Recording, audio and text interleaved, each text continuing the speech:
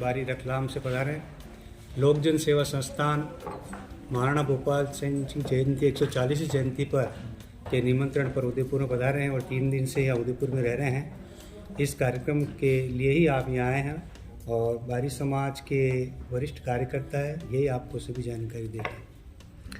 आइए चलते हैं बारी समाज के इतिहास की ओर। क्या कुछ इतिहास है, क्या योगदान रहा है किरत बारी जी का, थोड़ा सा परिचय के साथ कहाँ से ये कहानी शुरू होती है अच्छे से बताएं ताकि हमारे दर्शक सब विस्तार से समझ पाए, डोर टू डोर समझ पाए। स्वागत है आपका।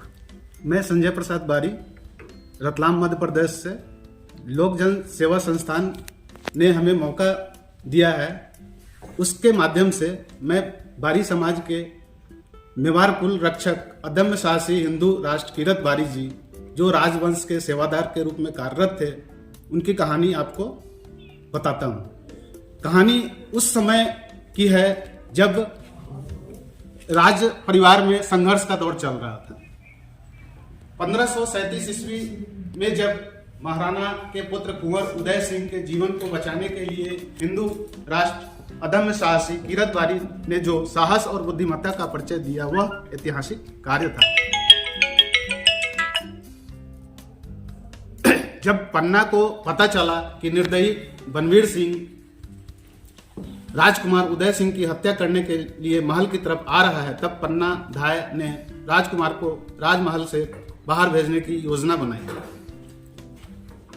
उन्होंने वीर स्वामी भक्त मेवाड़ राजवंश का सबसे विश्वसनीय साहसी योद्धा किरत बारी को बुलाया और राजकुमार उदय सिंह को राजमहल के बाहर ले जाने का कार्य किरत को सौंपा। राजकुमार के कक्ष में अपने पुत्र को उनकी जगह सुला दिया। यद्यपि महल से बाहर ले जाने के लिए कोई रास्ता नहीं बचा था, क्योंकि मेवाड़ राजवंश को समाप्त करने के लिए बनवीर ने चारों तरफ से अपने सैनिक लगा रखे थे। लेकिन मेवाड़ कुल रक्षक किरत बारी ने अपनी बुद्धि, कौशल, साहस की वजह से महल में पत्तल को ढाल बनाकर राजकुमार उदय सिंह को उसके बीच में रखा और सुरक्षित महल के बाहर पहुंचाने का कार्य किया। जब बनवीर हाथ में तलवार लेकर राजकुमार उदय सिंह की कक्ष की तरफ बढ़ा चला आ रहा था, धाय मां पन्ना ने तो कक्ष में सोए हुए राजकुमार को किरत बारी के हाथों सुरक्षित स्थान पर पहुंचा दिया था, लेकिन अपने प्रिय पुत्र को उनकी जगह लिटाकर रखा था। बनवीर ने कक्ष में पहुंचते ही लेटे हुए बच्चों को अपनी तलवार से सर धड़ अलग कर दिया। मां पन्ना धाय राष्ट्र सेवा के लिए रो भी न सकी और अपने पुत्र का बलिदान दे दिया। लेकिन दोनों राष्ट्र भक्तों को आज जो स्थान मिलनी चाहिए, उसे किसी भी सरकार व इतिहासकारों ने उचित और विरोचित मान सम्मान नहीं दिया। यहाँ तक कि इतिहासकारों ने वीर अदम्य साहसी किरत बारी जी के चित्रण को गलत ढंग से प्रस्तुत किया और उन्हें झूठी पत्तल उठाने वाला तक बता डाला। अब प्रश्न यह उठता है कि क्या इतना बड़ा साहसी कार्य कोई मामूली सा सेवादार कर सकता है क्या? मुझे तो कतई नहीं लगता। जिस हालत में कुंवर उदय सिंह को राजमहल से बाहर ले जाना था, तब उस समय राजवंश के बड़े से बड़े सैनिक किसी की भी हिम्मत नहीं हुई होगी कि यह कार्य कर सके, क्योंकि सब जानते थे अगर बनवीर के सैनिक बनवीर को देख लेगा तो सर काट कर रख देगा। इतने बड़े कार्य को सुनकर ही बड़े से बड़े लोगों के हाथ पांव कांपने लगते, पर इस साहसिक कार्य को केवल किरत बारी ने अपने प्राणों की परवाह न करते हुए इस प्रकार के साहसिक कार्य को अंजाम तक पहुंचाया। क्या इस प्रकार के साहसिक कार्य हेतु इस बहादुर योद्धा को इनकी वीरता का कोई विरोचित महत्व मिला? यह प्रश्न चिन्ह आज तक लगा हुआ है। सोचो, अगर राजकुमार उदय सिंह को जब किरत बारी उन्हें महल से बाहर लिए जा रहे थे, जूठल पत्थर में छुपाकर राजकुमार की रोने की आवाज ही अगर निकल के आती, तो क्या छोटे बच्चे का हाथ पांव ऊपर ही उठ जाता? तो क्या किरत बारी को अपनी जान गंवानी नहीं पड़ती? अब प्रश्न यह उठता है, क्या इस महान योद्धा मेवाड़ कुल रक्षक को इतिहासकारों ने सिर्फ एक लाइन में लिखकर जूठल पत्तल उठाने वाला कह डाला? इतिहास में हुई इस त्रुटि को सुधार करने की जरूरत है और इस वीर प्रतापी अदम्य साहसी विश्वासपात्र राष्ट्र भक्त को विरोचित मान सम्मान मिलना चाहिए। सोचा जाए, अगर एक किरत बारी का साहस का परिचय न दिए हुए होते तो क्या बनवीर से ही अगर मिल जाते कुंवर उदय सिंह की हत्या करवा देते तो आज न तो महाराणा प्रताप होते, न चेतक की टाप की गौरव गाथा सुनाई देती, न पानीपत का युद्ध इतिहास होता, न ही अकबर को खदेड़ने वाला वीर प्रतापी महाराणा प्रताप की कहानी होती। इतिहास को पुनः सही ढंग से प्रस्तुत करने की जरूरत है। जय हिंद, जय मेवाड़। बहुत बहुत धन्यवाद। बहुत बहुत धन्यवाद। बहुत ही अच्छा धन्यवाद है। पानीपत की जगह हल्दी घाटी था क्या? हल्दी घाटी इसमें आपने पानीपत देखा है ना? नहीं, पानीपत नहीं, हल्दी घाटी था। हाँ नहीं, पानीपत। ये आपके हाँ पानीपत वो बाद में युद्ध है। महाराणा प्रताप उसको क्रॉप करना। हरि जी का इतिहास से आपने परिचित कराया है। अभी मैं थोड़ा सा ये जानना चाहते हैं कि अभी समाज की स्थिति क्या है, कहाँ ज्यादा रहते हैं, किस प्रांत में ज्यादा रहते हैं, आकलन कितना है, करोड़ों में है, लाखों में है, क्या कुछ है? बारी जाति तो ऐसे प्रसूता जाति रही है वीरों की। इसमें लगभग आज के डेट में लगभग 22 वीर को मैंने ढूंढ करके निकाला है, जिसमें रूपन बारी सर्वप्रथम जो 11वीं सदी में 33 युद्ध उन्होंने बखूबी माने जीत करके आए। आला खंड में इनका उल्लेख है। 56 युद्ध आला खंड में उल्लेख में जिनमें 33 प्रकार के जो युद्ध हुए उसमें रूपनवारी अपना 2.5 पहर का नेग मांगते थे। जहां भी युद्ध करने जाते थे वो 2.5 पहर का युद्ध मांगते थे और वहां से लाव लश्कर जीत करके अपने खेमे में वापस आते थे और इस प्रकार उन्होंने 33 प्रकार की युद्ध जीती। दूसरे हमारे राजा शिवदिंग सिंह जी बाड़ी उत्तर प्रदेश भवानीगढ़ के राजा थे। उनका भी महल आज के डेट में मौजूद है। उत्तर प्रदेश में बारी समाज की संख्या सबसे ज्यादा है। उसके बाद बिहार में भी बारी जाति की संख्या ज्यादा है, जो अलग अलग सरनेम से आज जी रहे हैं। एक्चुअल में जो बारी समाज के लोग हैं अपने आप को क्षत्रिय इसलिए बोलते हैं क्योंकि इसमें क्षत्रिय वाला गुण है, तभी तो राज दरबार में इनको मान सम्मान के साथ में अपने संरक्षण के लिए रखा था। और उसमें तीसरा नाम चंपारण के तवक्कल बारी जी का भी आता है। तवक्कल बारी जी ने भी अपने साहसिक कार्यों से बेतिया महाराज के द्वारा उनको लखनऊ में 135 बीघा जमीन दे करके बारी समाज का गांव बसाया गया।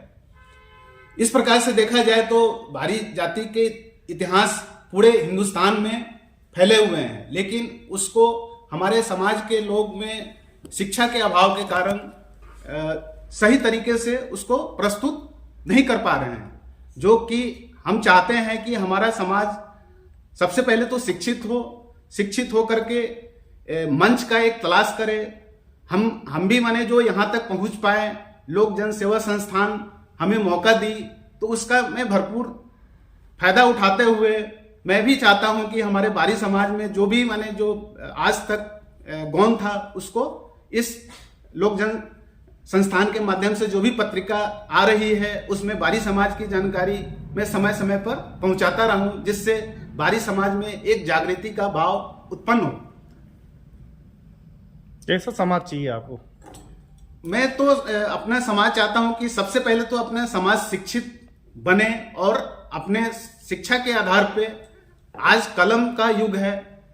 प्राचीन काल में तलवार के बल पे सारे चीज प्राप्त किए जाते थे, लेकिन अभी जो समय चल रहा है उसमें हम अपनी कलम को ढाल अगर बनाकर अपनी कलम की ताकत के बल पर हम सब चीज को प्राप्त कर सकते हैं। अभी समाज की वेशभूषा, संस्कृति क्या परिचय है, क्या है अलग अलग? लगभग समाज के लोग आपस में अब जो है नए नए संगठन बने हैं, जिसके कारण धीरे धीरे लोगों में ये जागरूकता आई है। और पूरे बारी समाज में अभी तक मैं 20 संस्थानों से जुड़ चुका हूं। पूरे इंडिया लेवल पे मेरे पास में 20 संस्थान के व्हाट्सएप नंबर है और उसमें अलग अलग समाज के लोग अलग अलग गतिविधि करके सामाजिक जानकारी को आदान प्रदान करते रहते हैं, जिससे समाज में पहले से बहुत ज्यादा बदलाव आया है। कोई बुकलेट वगैरह, कोई पुस्तक वगैरह निकली है? पुस्तक में अभी तक मेरे जानकारी में है, पहले 60-70 साल पहले बाड़ी मित्र करके एक पत्रिका निकलती थी, उसमें बाड़ी समाज से संबंधित कुछ जानकारियां होती थी, जो कि वो व्यवस्थित ढंग से अभी पुस्तक कोई नहीं है। एक व्यवस्थित ढंग से पुस्तक आई थी शिव प्रसाद बाड़ी पटवारी जी का, जो कि वो पुस्तक आज के डेट में उपलब्ध है, जो मैं आपको भविष्य में आपको वो पुस्तक का PDF बना करके आपको दूंगा। उदयपुर में आपने वारी समाज से मुलाकात की होगी, कितने नंबर देना चाहेंगे और अन्य जिलों से, अन्य प्रदेश से क्या कहना चाहेंगे? कितना वारी समाज में आज के डेट में जो दिलीप रावत जी ने मतलब एक अच्छा प्रयास करा कि सबको जोड़ने का प्रयास, संवर लाल जी माने भी, इनका भी कार्य जो है काफी दिनों से मैं माने ये व्हाट्सएप के माध्यम से मैं इनको देखता आ रहा हूँ। आज रूबरू मिलने का मौका मिला तो मैं तो 10 में 10 ही दूंगा, क्योंकि इनके प्रयास से ही आज जो भी जुड़ा हुआ है, इनके प्रयास से ही जुड़ा हुआ है समाज। दिलीप जी धन्यवाद करें और खत्म। लोक जन सेवा संस्थान का मैं हार्दिक धन्यवाद अर्पित करता हूँ कि उन्होंने मौका दिया और संजय जी को यहाँ बुलाया और संजय जी उदयपुर में आए। सबसे बड़ी बात है कि पैसा कोई भी दे सकता है, समय कोई नहीं दे सकता। इन्होंने अपने व्यस्ततम समय में से 3 दिन उदयपुर में आकर के रहे और लोक जन सेवा संस्थान ने उनका पूरा रहने का और हर तरह का व्यवस्था की। आज इन्होंने इस संस्थान में विद्यापीठ में आयोजित इस प्रोग्राम के अंदर जो विभिन्न ठिकानेदार यहाँ पे पधारे, इतिहासकार यहाँ पे आए थे और लोक जन सेवा संस्थान के माध्यम से विभिन्न क्षेत्र में गतिविधियों में काम करने वाले विभिन्न संगठनों से यहाँ पे पदाधिकारी यहाँ आए। तो इन्होंने जो जानकारी दी, उस जानकारी से लोगों को जो ये जानते थे कि माँ पन्नादाय के सहयोग से महाराणा उदय सिंह जी बचे और महाराणा उदय सिंह जी के बचने से आज मेवाड़ खड़ा है, तो इस प्रकार के हुए। और इन्होंने उसके जस्ट बाद में इन्होंने अपने विचार रखे तो लोगों को पता चला कि वारी समाज की भी कोई श्री कीरत जी वारी ऐसे व्यक्तित्व थे जिन्होंने महाराणा साहब को बचाने में सहयोग रहा और आज मेवाड़ बचा हुआ है।